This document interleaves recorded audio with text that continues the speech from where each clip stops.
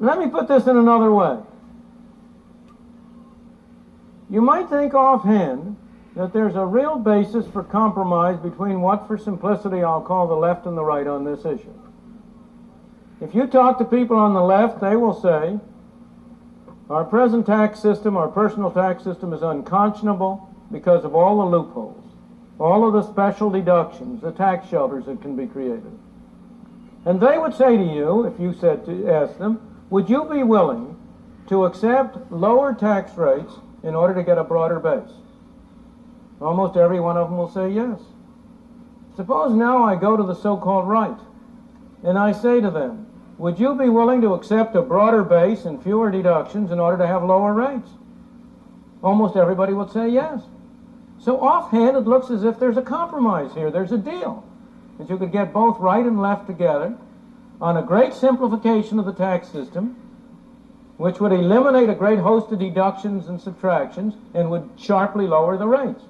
You know how low those rates could go if you kept present exemptions and eliminated all deductions and simply taxed at a flat rate all income in excess of present exemptions and strict occupational expense. The best estimates are that it would take a flat rate of about 16% to raise the same revenue that you now raise from these rates from going to 14 to 70%. Almost everybody would be better off under that arrangement. And as I say, you might think you have a deal for it, but you don't. Why not? For three reasons. The first is that neither side trusts the other, and both are right.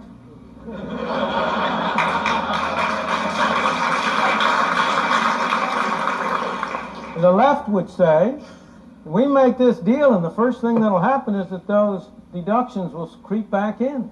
And they're right, that's exactly what would happen. And the right will say, we'll make this deal. And the first thing we know, those rates will start to rise and become more graduated. And they're right, that's exactly what would happen. So this is not a deal that can be carried off, except only if you could do it through constitutional amendment, which would really freeze it. Second reason